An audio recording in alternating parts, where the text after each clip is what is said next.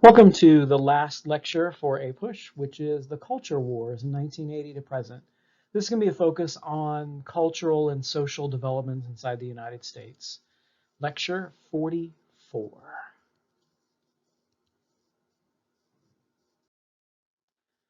What do we mean by culture wars? Well, since the late 80s and 90s, there's a growing sense of multiculturalism inside the United States. And you can trace some of this back to the 60s radicalism as well. In which people are asking, what is the future of America going to be like?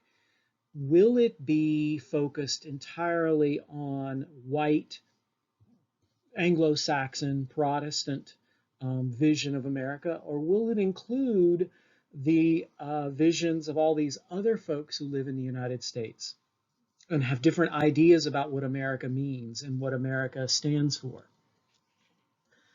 Americans were becoming more accustomed to pluralism or diversity, the seeing of the fact that there were not just their way of viewing the world, but lots of other ways that people see what's going on around them, lots of different cultures. And this is really not new if you think about it. This had happened with the Germans and the Irish immigrants in the 19th century. This happened in the late 19th century with the new Eastern and Southern European migrants. This is a reoccurring feature of American history where we suddenly wake up and go, oh, we're not all white. Oh. But the 50s Cold War had kind of clamped down on multiculturalism for a while in the name of we got to fight communism, so we got to be all white, got to all be Protestant, got to be Christian, we got to all love capitalism. So the way this culture war has played out since the 90s has been in religious areas. Should America be more Christian? Should it be more secular?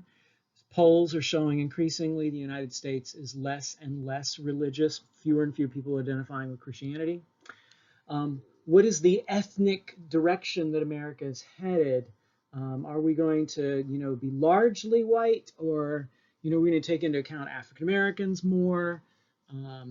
Hispanics, Asians, all the different varieties there are of that group. And of course, even Black, it occurs to me too, there's a difference between African American and, say, Somali, or people from Sudan. So lots of these ethnic tensions are increasing in the 1990s. We also see increasing tensions over gender and sex. Americans are increasingly realizing that the idea of man and woman with these biological, God-given roles is just not really the norm for everybody. And lots of people who are saying, no, I don't accept that definition of what gender is, are pushing for society to recognize them. And so we see increasing debates over identity and who are you, how you identify, as well as your orientation sexually from the 90s going forward. These tensions often increase because of migration. People moving into areas makes you think about something in a way you've never thought about before, because you're suddenly confronted with groups of people that have not really crossed your mind. But it also increased tensions politically because migration to the South increased in this time period, the Sun Belt. And that migration not only increased Republican voting in the South, but it also brought migrants from South and Latin America into increasing contact with these Republicans. And that resulted in a number of clashes over immigration policy, which we're going to look at in just a minute.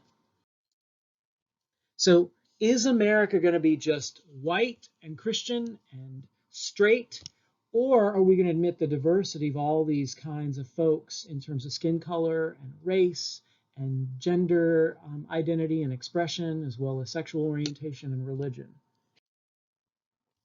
Religion fought back against this multicultural explosion, particularly the Bible Belt conservatives. Here's the Bible Belt in red here. It's mostly the South. It's largely folks who hold to the idea that America is founded by white Christian men, that the proper kind of marriage is between a man and a woman, and that people need to live up to the ideas set forth in their version of Christianity. So they called for ending abortion. They called for the federal government not to use money for stem cell research because that's against the teachings, their belief in the teachings of the Bible. They called for limiting marriage to one man and one woman. They called for states to not teach evolution because that violated their belief systems as well. So many of the debates are these religious folks whom you heard about in Lecture 41, the moral majority, the religious right, saying that America needs to reflect their values, their beliefs, their vision. And quite a few of them are in the South, and they're going to vote majority Republican. That leads to a lot of debates and clashes over these issues again and again.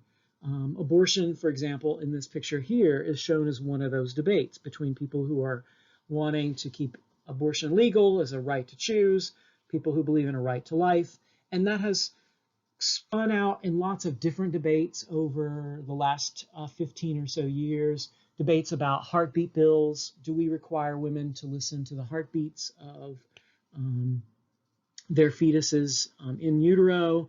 Do we require doctors to counsel women that there are alternatives to abortion?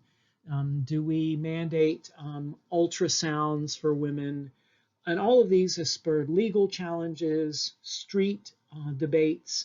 It's even spurred some violence in cases where anti-abortion activists have shot abortion doctors. I have even found propaganda on my own porch by anti-abortion activists who printed the name, photograph, address, and phone number of a local doctor who is an abortion provider in an effort to like shame this person and perhaps even suggest to be violent towards him. Sex, gender, sexuality were also subjects of these debates. As many gay and lesbian activists were increasingly saying, we need to do more to recognize the basic humanity of gay and lesbian people. But on the other hand, the conservatives and the Bible Belt folks were saying, no, gay people are demonically possessed. That's what my own mother thinks about me. Is what it is. You get debates over marriage and do we extend marriage rights? How about benefits to spouses of gay and lesbian couples, gay and lesbian adoptions of children? Are all of these debates that you see in this multicultural war that's going on. And with immigration, a lot of the war there is about illegal migrants, making Americans all speak English, it should be our official language, when closing the borders, building the wall, keeping illegals from voting, all these sorts of things that you hear about in the news, and have really actually been a lot of the debates over the last 4 years as well. Part of the fear that many of these white folks feel is that they are on the decline.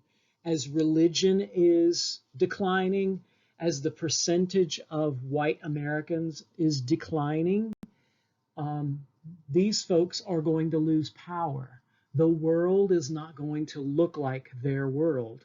And they're scared about that changing world. They don't want to be in a world that looks different from what they know.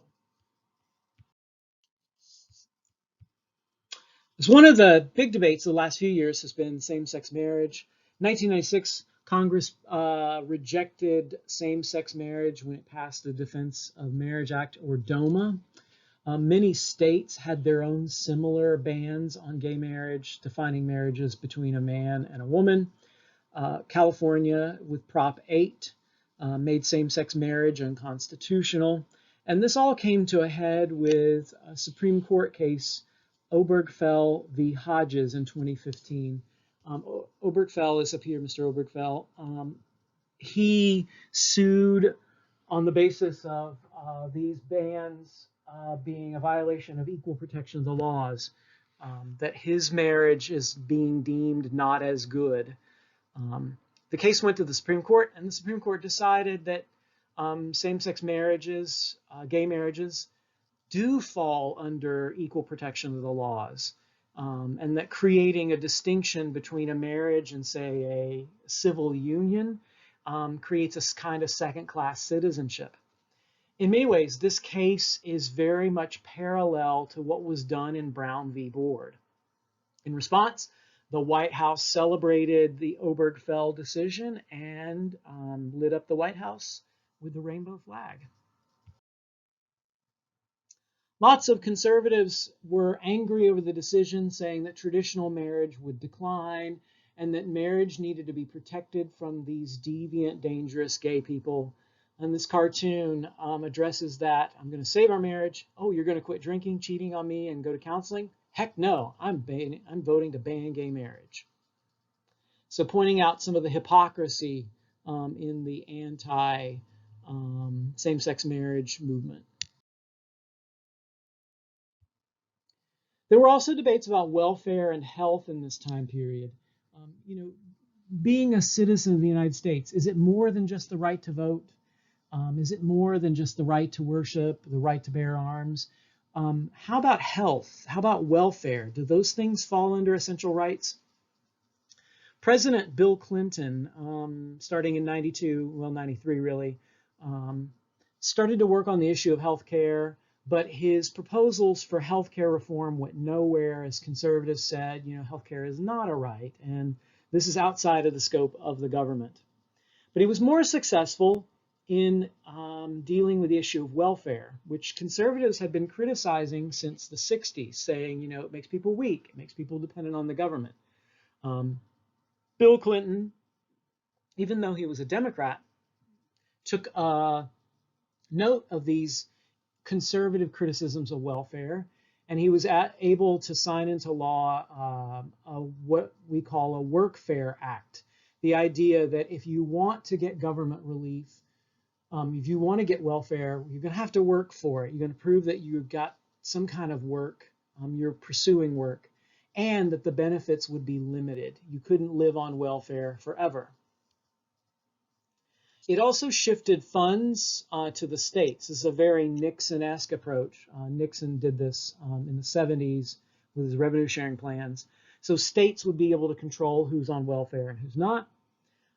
After 5 years, you'd be kicked off, and you must work in order to get benefits.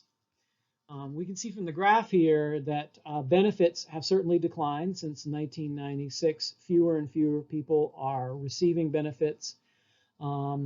The poverty rate has fluctuated, so it's hard to compare these two graphs.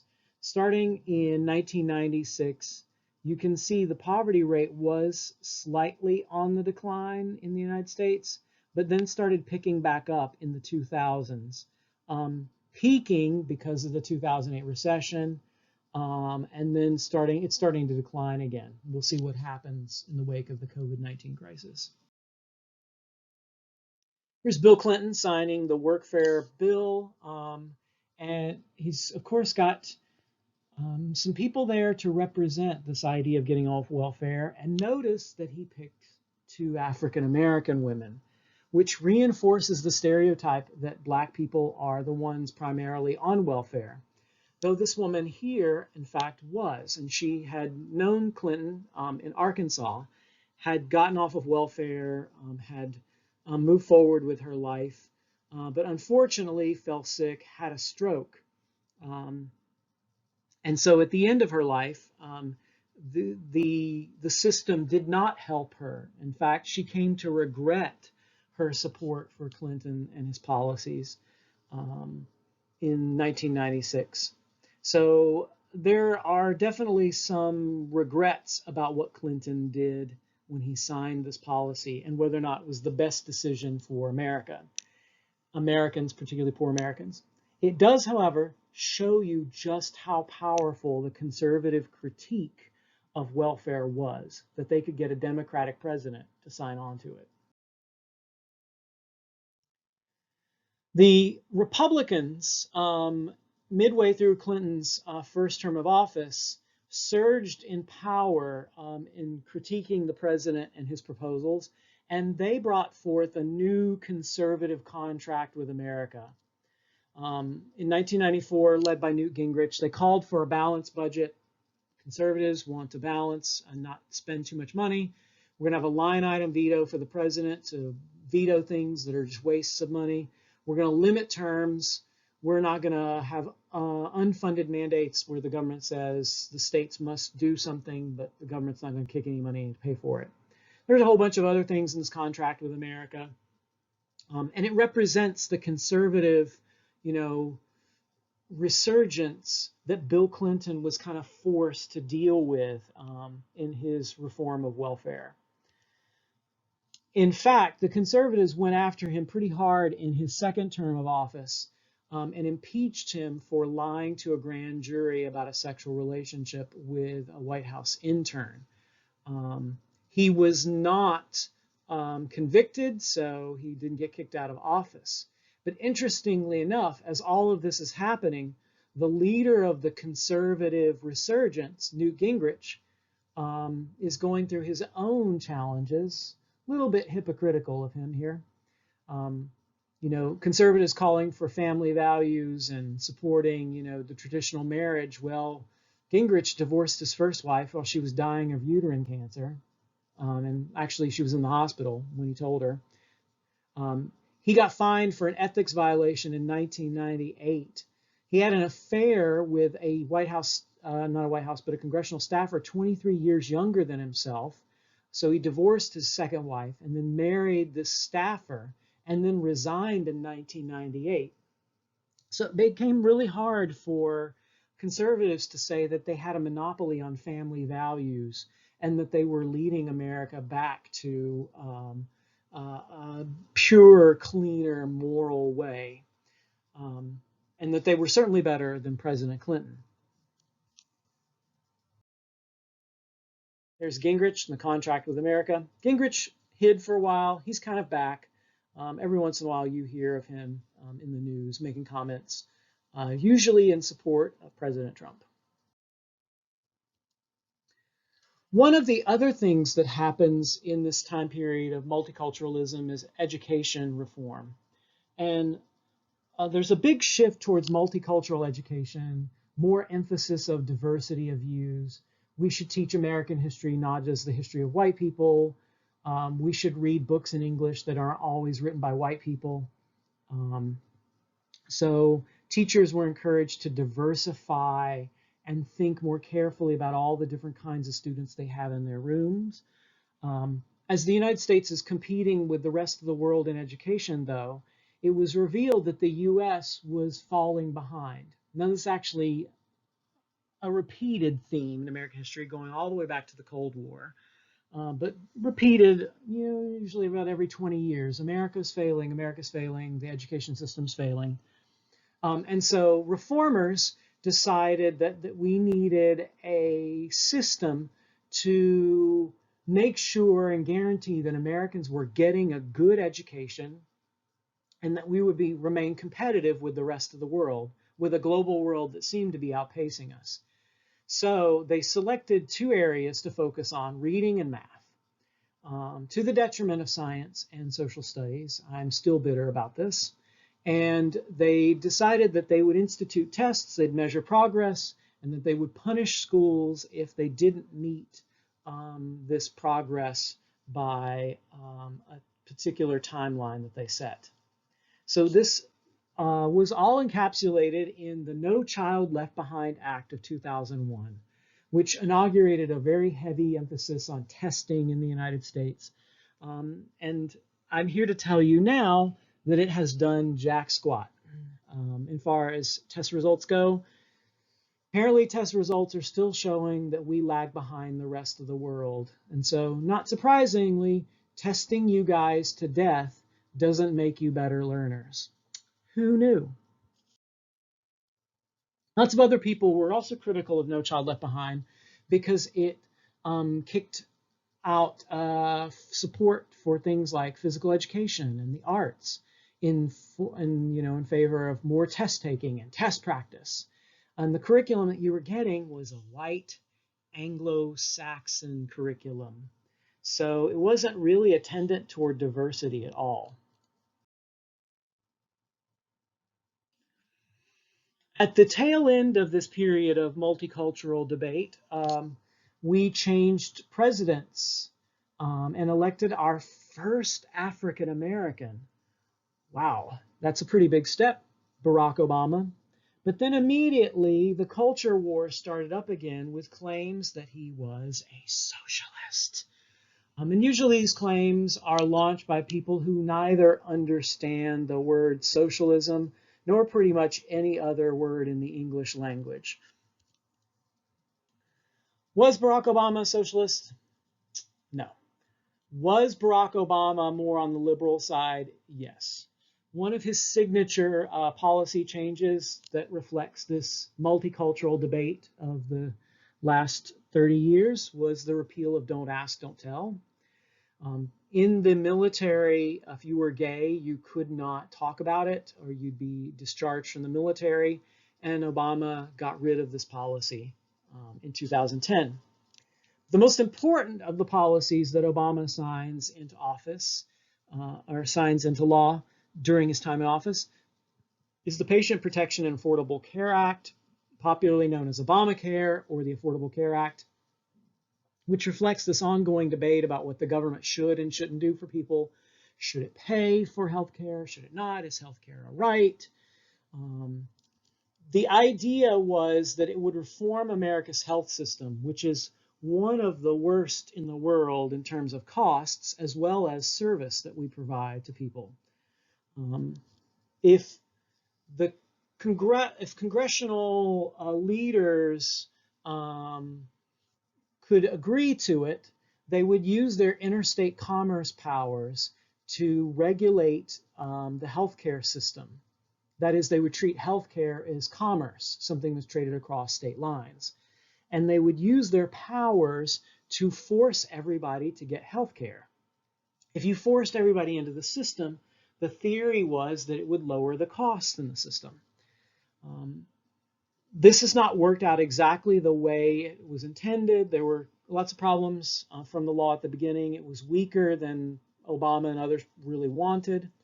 And conservatives since then have challenged it repeatedly as a violation of states' rights, and that healthcare is not a right. It is not something the federal government should be involved in. So that brings us on up to the present. And as you are pondering the legacy of Obama and thinking about in the next lecture the future of the United States as well as the last 4 years, you might want to consider where you think things are going, where things like Obamacare are going. Where is this war on terror going? How about this debate over multiculturalism? How about the debate over abortion or same-sex marriage and all these other issues that we've looked at in this lecture? It's worth thinking about your future.